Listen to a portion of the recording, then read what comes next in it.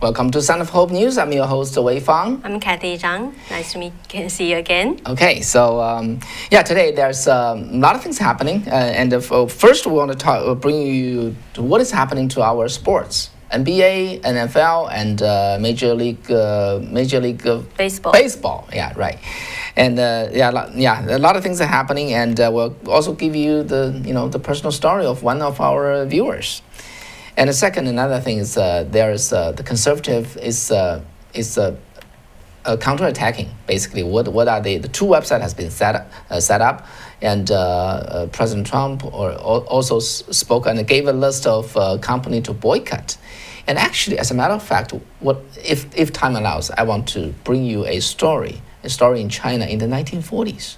In the 1940s, which reflect the issue of today. Can you believe that? 1940, 2021. One is China, another is US. Are they related? I would say yes. So stay tuned. All right, now let's jump into our first topic. So what is happening to our... first, let's give a story of Chuck, right? Oh, yeah. Actually, Chuck is one of our viewers. Chuck, are you there? Yeah, I got Chuck's permission to tell his personal story. It's kind of a sad story, but it's pretty revealing.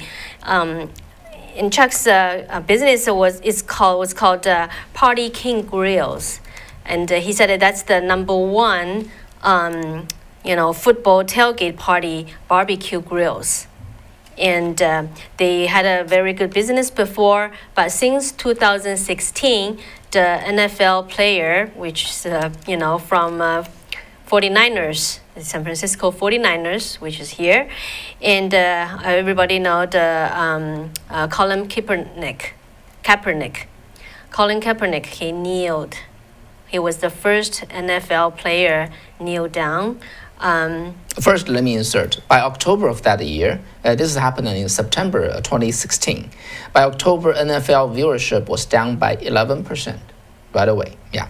Yeah, and so Chuck said that since Colin Kaepernick started disrespect of the U.S. flag, and he got the kneeling started, and their customer stopped going to the games. And so he said that they, before the Party King Grills were loved by all tailgaters.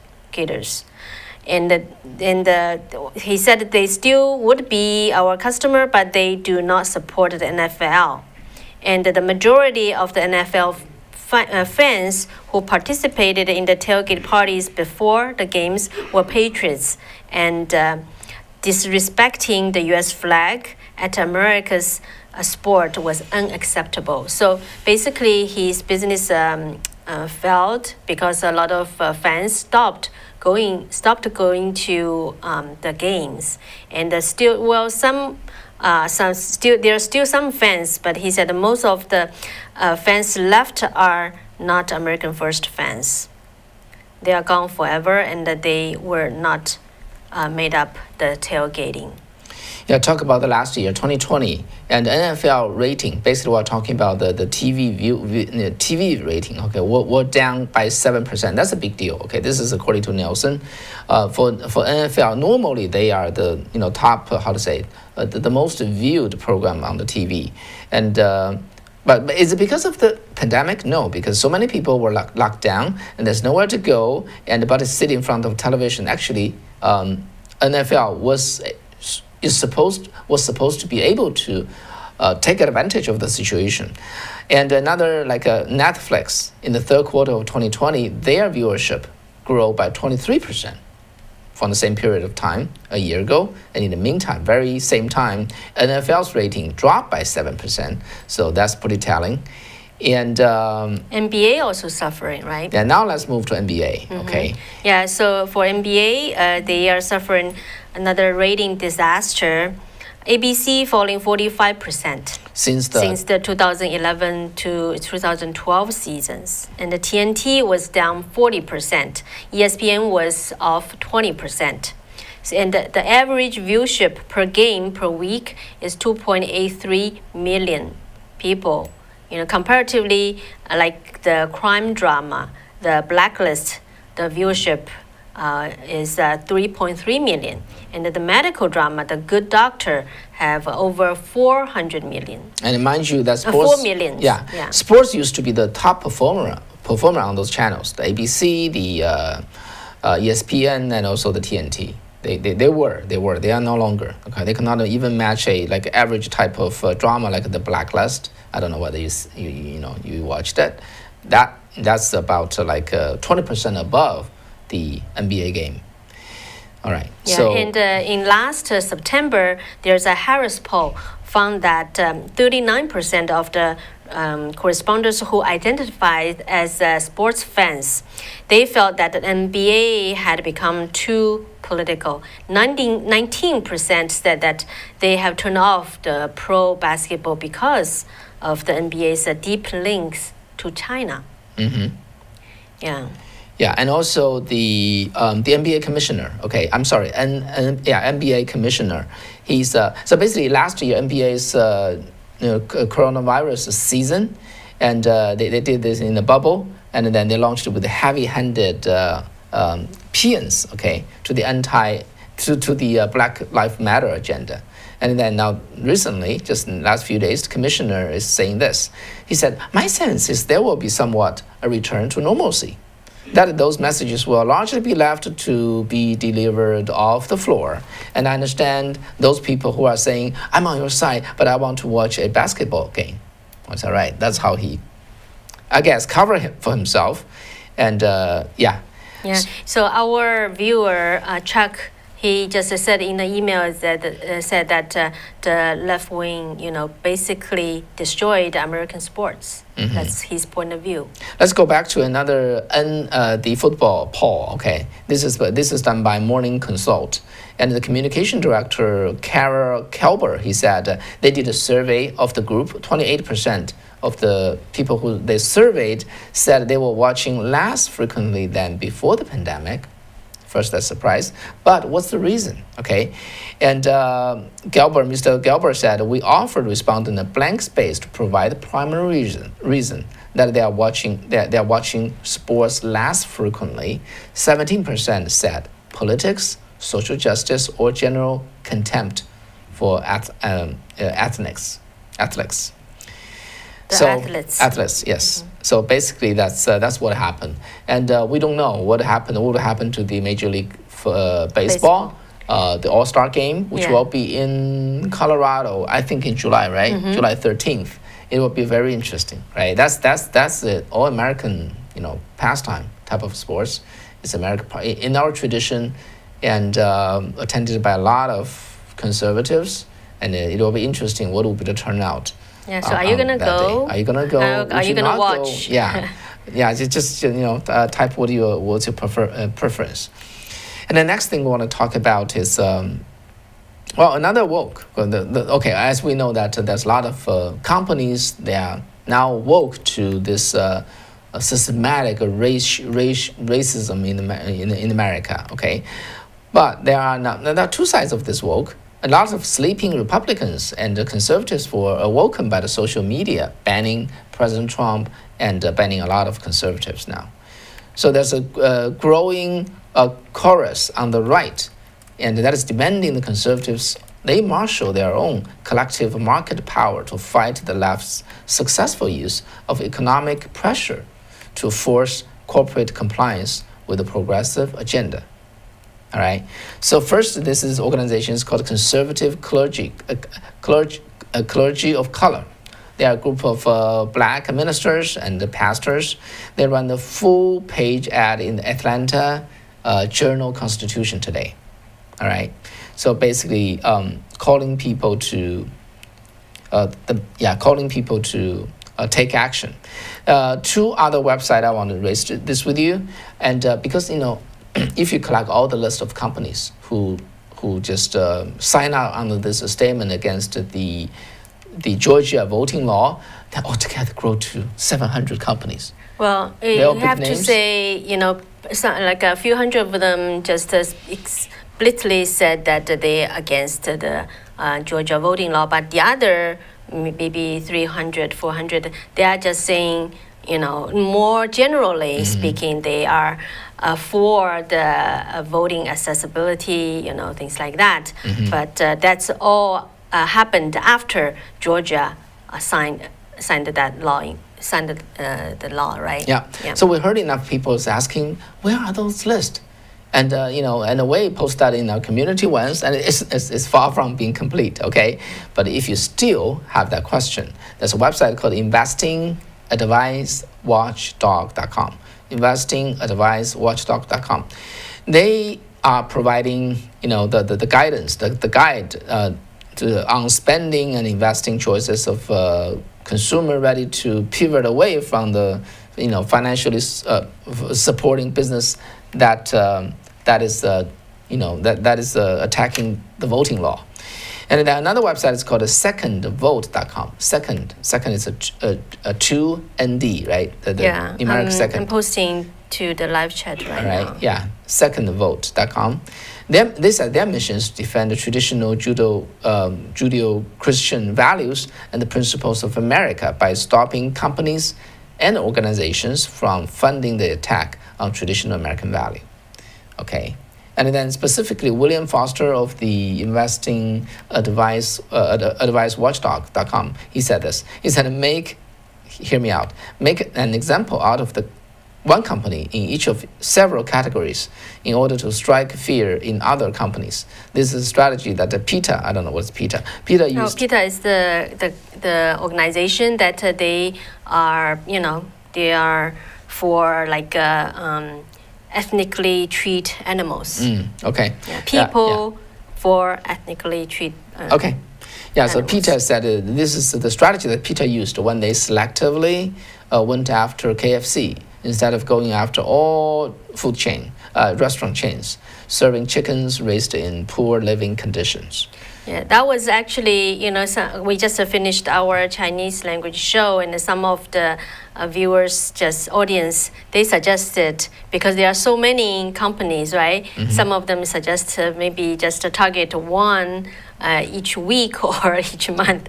That's what people are sharing the ideas. And why it's called the secondvote.com. Yeah, so they explained on the website saying that their goal is to stop companies and organizations from funding the attack on traditional American values. And they said that your first vote is casted at the ballot box. Then your second vote is casted at the checkout. Oh, I see. Checkout line. Okay. And they said that corporations use a portion of the money you spend to fund a number of causes, many of which are this website believe that many of which are harming our family, our community, and our future. So with this second vote, you become an informed consumer who knows how your money is used after it's spent.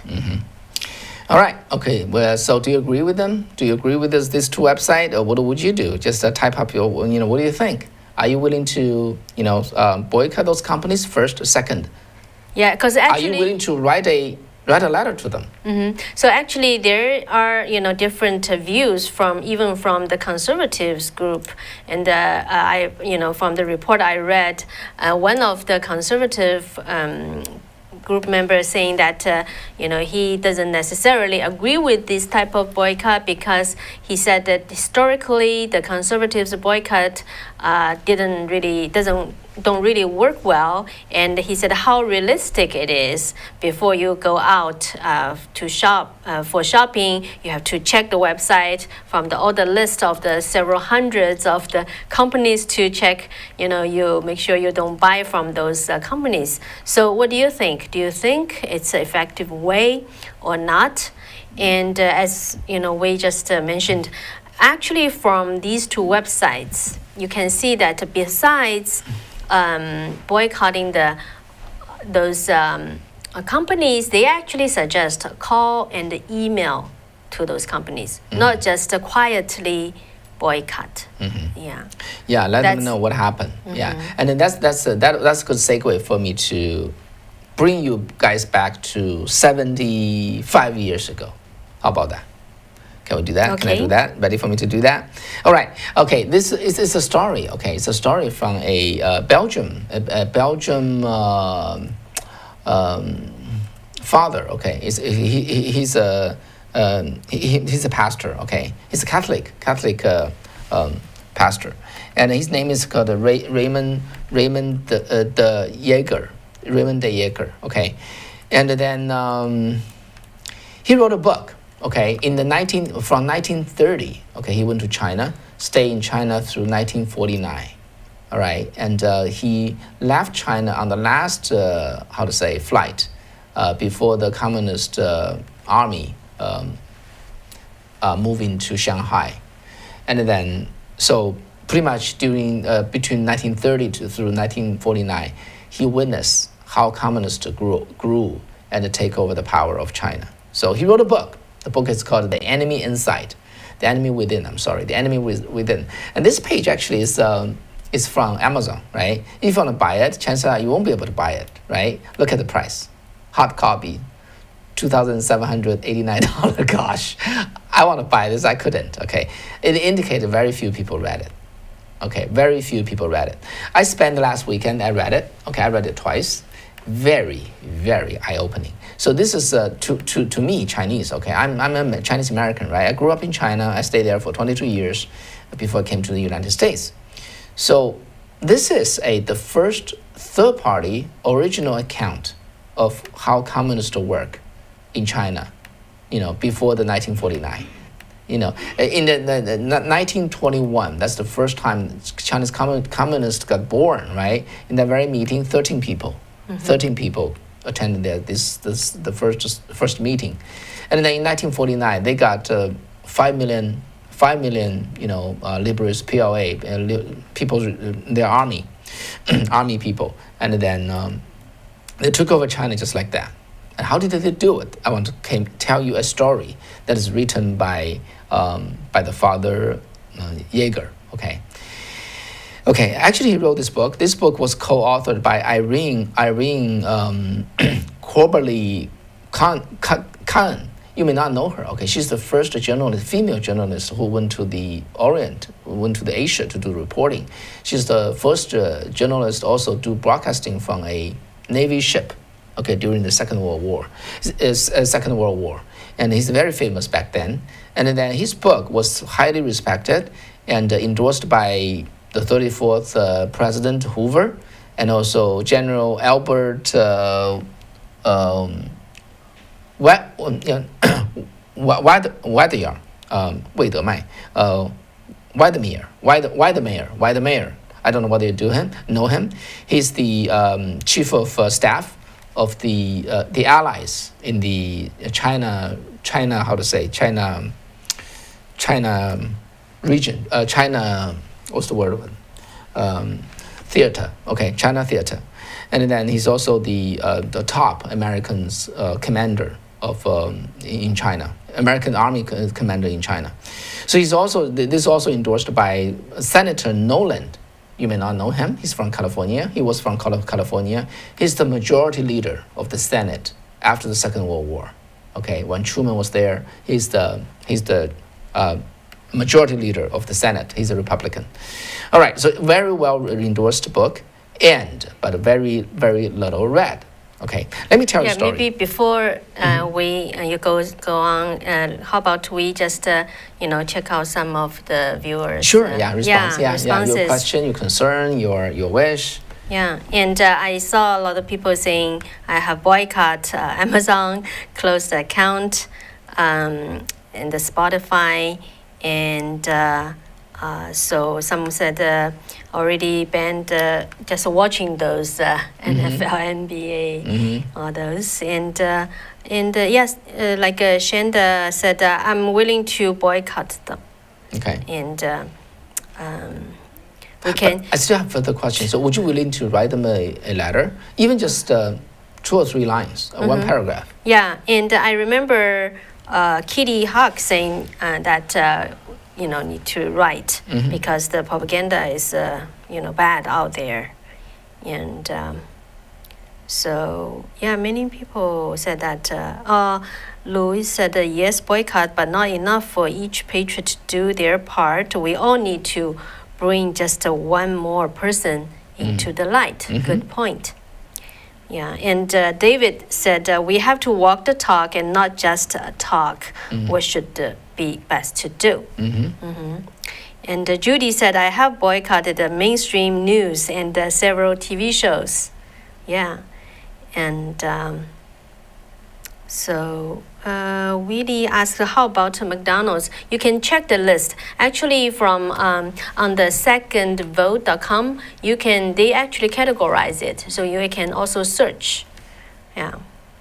Yeah, they do have a full list. And I'm just trying to search as Kathy is talking, and hopefully I can find the answer for you. Yeah, and Louise said, I have checked the list. Thank you for the web link, and I have some have some stocks to sell, like AT&T stocks. Actually, it's very interesting. Okay, this advice that I read from one conservative author, he said, don't buy them, so you save some money. Yeah. Then with that money, you buy a share of that company. Okay, you buy a share of that company, so as to make you a shareholder. Then you could go to their share meeting. Yeah, actually, that happened in Silicon Valley years ago. I remember I did an interview report on that. That actually, I think that was Yahoo. Yahoo. Yeah, they sell out some privacy to CCP. So, right. There was an independent writer in China. He just sent out some information related to the 1989 Tiananmen massacre from China. Actually, it's a public information, right? But he sent it through Yahoo email to overseas.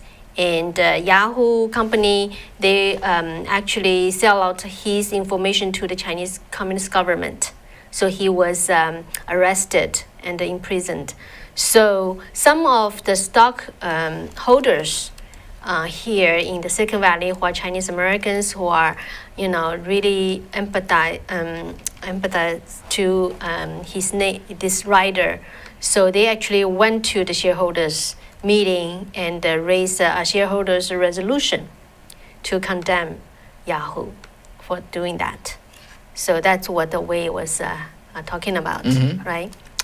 Yep. Okay. So let me just talk about the story that I just have.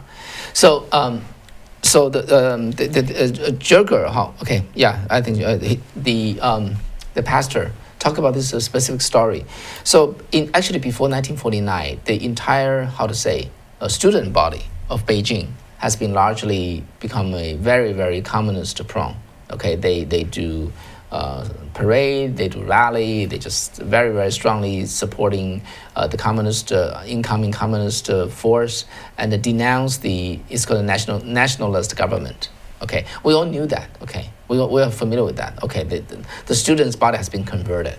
Okay, but Mr. Jerger said, by the time the PLA, the CCP's army marched into Beijing, there are actually a very, very small number of pro-communist students in Beijing. Yes, in 1949, right? So what do you mean? What do you mean by that? He told a story, exactly how that happened, how a small group of communist student is able to manipulate and control the entire student body. So basically, there are 70,000 college students in China at that time in 134 colleges, and 3 of them actually are Catholic universities. Okay, 12 of them are run by Christians or Protestants. So and most of them are in Beijing. Okay, most of them Beijing, and the top university is called the Beijing University. All right. So he told about this story that because I would say his accomplishment is he recorded in first hand, in close range. He record the account of what is the communist CCP's each action, so that they can grow from very weak to be very strong. They can take over the country, and how that happened. So this is the first third-party observation and a detailed accounts of how communists took over China back then. We may look at another takeover, right? That's why I think it's valuable. All right, so let me tell you the story. He said pretty much the scheme worked like this. They pick a few students from another city like let's say Shanghai, and then that person is a college graduate. He already graduated. Okay, somehow they were able to convert him into a communist. Okay, so this 23, 24-year-old person, they move him to Beijing and attend this college entrance examination again. So he's able to get admitted because he's already went through everything, right? He knows how to answer those questions and score high at the examination, and even he's able to get some scholarship because he outperformed at the entrance examination with some fake ID, all right, because he went through that already. He know much better than those young people. So he become the freshman of the university, go through the college, okay, another 4 years there. And then this kind of students is called a professional student, or in other words, they are called activist student. So his main job, he still go through classes, he go to the examinations, and because he knows everything, he's very quick and he's very smart. Okay, but his main job at Beijing University is to grow and expand the communist influence. He tried to convert more people, to his side, right? So he worked very hard. So in a couple of years, he's able to convert a few, okay? And because communism was not very popular in Beijing among the student body. All right, so this is what happened. So first, in the Beijing University, there's this so-called wall newspaper. Okay, people just go to the wall. There's a piece of, they just write up something there and they like the poster and they post it on it. A student during lunchtime, they just read it and things like that. It's called a wall newspaper. There are about 30 wall newspapers at that time. About 20 of them is about the political issue or current affairs. All the others about lifestyle and so on and so forth. Among the 20 wall newspaper on politics, 19 of them are communism. Only one is against. However, after the pastor carefully study the origin and the content of all those 19, he know that they all come from the same place. So behind them, only a few, 4 or 5 professional students that create all those 19 newspapers. All right, each wall newspaper have different beginning, different ending, and the main body is similar, and then there's the signature. The organization behind that is a new one. It has its own name. So for anybody who pass that area and see this, casually read, and they come up with the feeling that, wow, the communist atmosphere were very strong at this school. That's at this campus. That's their impression. But behind that, only a handful, only a few these professional students that create this atmosphere, create this so-called field, so for people to feel, wow, this is very, very pro-communist campus. All right, so this is first thing. Another thing they do is eventually they grow about between 30 or 40 students, and then they would select and target a few very, very strongly against communist professors. They go to their class, and every time 1 or 2 students, they took turn. 1 or 2 of them will stand up and criticize and question the professor very strongly. It basically just stirs things up, just mess things up, create chaos, and so that other student cannot listen well, so that to create a disarray there, so that those professors cannot teach. So they just question that and wage a fight in the classroom. Every class, just take turn, one or two people, next time a couple of students. Then, actually after that chaos, they actually went to the president of the Beijing University. At that time, they're very courteous. They're very polite. They said, we're really worried about this professor who's not doing his job. He doesn't seem to be qualified, and we are here to want to learn knowledge. We're very concerned that we're not receiving the best education here. Okay, so they just take another tactic and try to convince the president those professors are bad ones. Okay, this is another thing that they do, and then they also want to try to set up this so-called self-governed student union, right? And how they do that? Okay, because they only have a handful of them, so they put together an announcement, a poster, and then in a very small font. Okay, they just posted in the corner of the wall newspaper, area. So very few people took note of that, and just saying that we are establishing the self-governed Beijing University Student Union. You're welcome to attend the first meeting. We're going to elect all the main, officers and so on and so forth. Because it's very small, very small and very, in a place that is hard to gain people's attention. So very few students actually went to the first meeting. And so who went there? All their people. These 20 people will elect the president, the vice president, the secretary, and so on and so forth.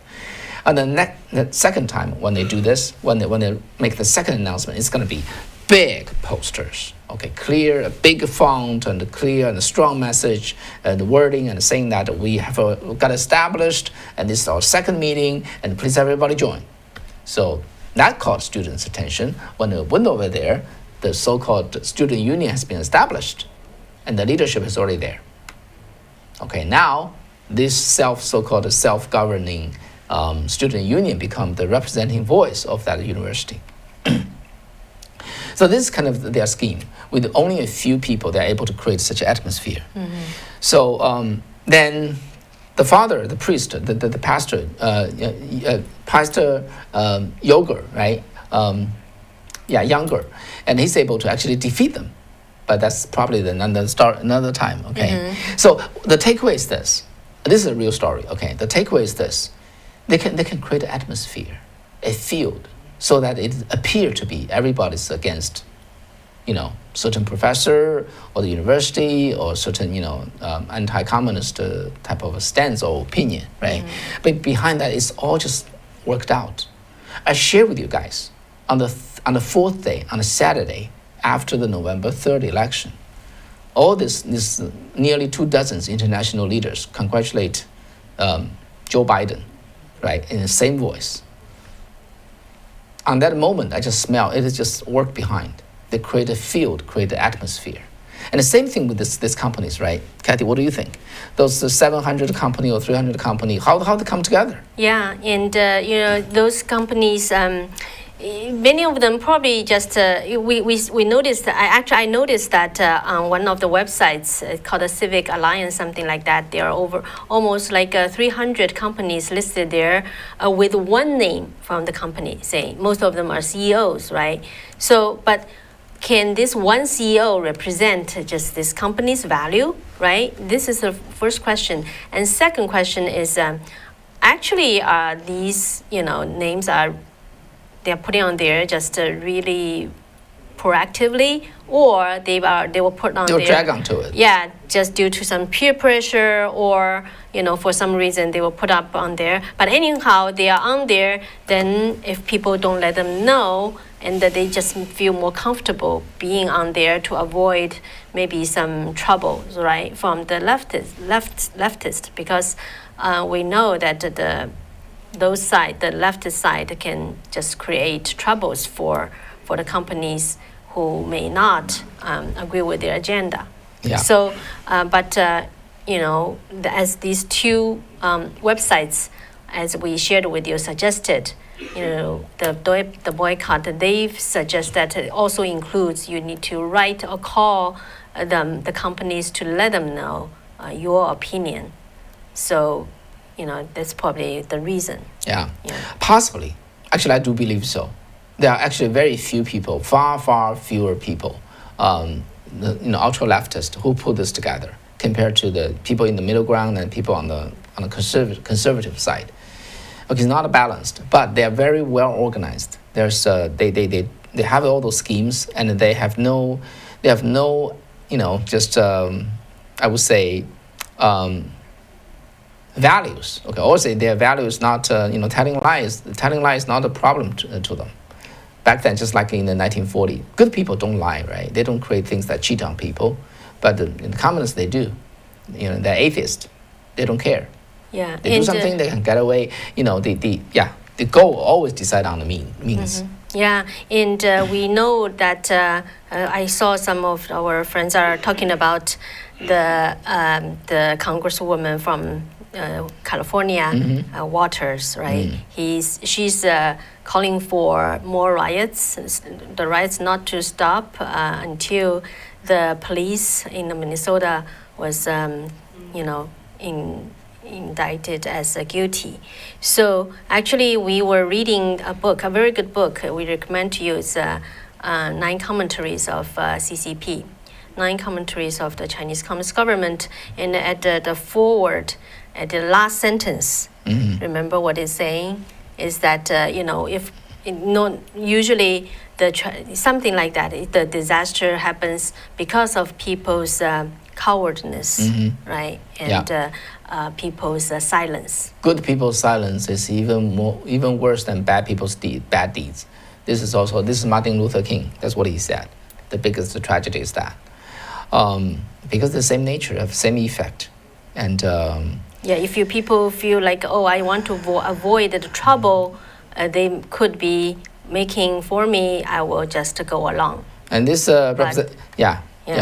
this representative from California, Walter, right? Maxine Waters. Let me quote her original word. We have got to stay on the street, and we have got to get more active. We have got to get more confrontational. We have got to make sure they know what we mean business. All right? And the former House Speaker Newt Gingrich, he said this. He said, well, the more patient we are, the more radical they are. Right? Wrong? This seems to clearly to be the case. And then actually I talked to a law professor today. I just asked him, what happened? What is the common sense of those corporations? Don't they know they hurt themselves? But what he said is exactly what I shared with you a couple of weeks ago. He said because they are afraid of trouble. They care about only 2 things: bottom line and no trouble. So when the leftists threaten them, if you don't go our way, we're going to find trouble with you. We're going to boycott you. They want to do away with the trouble. So they sign their name because the people on the other side don't speak. They don't voice out. So there's only pressure from one side. Anyway, so I think at this special time, each of us, we're facing something we never faced before. Although Kathy and I, we have the luck or have the bad luck to live through communism ourselves. So we know what is behind that. Sometimes it's just a hideous scheme with a very small number of people that can put together a big game, and intimidate people. The key things is to stay morally, upright, and don't be afraid. Never be afraid. Okay, so I guess that's it. Joke of today. Joke of today. Okay, put it this way: when the Soviet Union, right, when they first got established, they confiscated everything, right? They just destroyed the order. Then they confiscated the houses, the cars, and then the furniture and the farmland, and so on and so forth. They want to create this 人民公社. What is that? Like a people's communion. People's commune. Yeah, communion, or the 集体农庄, collective farms, right? And then Stalin, after doing all those work, Stalin was settled down. Gosh, I finished creating a Soviet Union. Now I need to rest and enjoy my life. Okay? So he sent for his grandma from the countryside. Okay? The grandma never come to Kremlin before, and then he just sent for her, and she came in the vehicle, in the car, which she never experienced before, and came into the palace, right? So Stalin was really, really happy and just showing off everything to her old grandma. He said, "This is my luxury, residence hall. This is my luxury car. This is the best furniture in Russia," and so on and so forth. As the old lady was just following his grandson and watching everything, she started to become very, very worried. She's just frowning over there and just very, very unhappy. So Stalin was very confused, curious. So what's going on here? Don't you like what I have? And the old lady, the grandma said, Of course I do. I like what you have, but what if the communists came? Please laugh. Anyway, the punchline. Poor lady doesn't know. Didn't know. I'm sorry. I just surprised my staff in the back room, so the laughter didn't come. So the punchline is, grandson, this is all very good, but what if the communists came? What if the communists come, right? So that's her puzzle. And you know how Stalin would deal with that, right? Okay, that's the little joke today. Hope you would have, have a laugh and have a laugh there. And thank you very much. Oh, I just saw some discussion on the chat room. Yeah. Yeah, saying Twinkly said Falun Gong parade in New York. Anyone see? And you saw that, this don't you? weekend, I think, the past weekend. Yeah. Yeah. And that parade is to commemorate the 22-year anniversary of the persecution against this peaceful meditation group by CCP. Tens of thousands of people died of torture. Tens of thousands of people died of organ harvesting. Think about that. Humankind. So one type of people would kill the other people, take their organs, sell for profit. It happened by tens of thousands. It's been happening in China. And we may just talk about that in more details in another That's day. That's the April 25th, 1999. That's the starting time of the persecution against the Falun Gong, and a lot of suffering in China. We will not let that happen in this country. That's why we're doing this program. That's why you're watching this program. I hope, and thank you for watching. Yeah. Take care. All right, take care. So see you on Wednesday. All right. Bye-bye. Okay, bye-bye.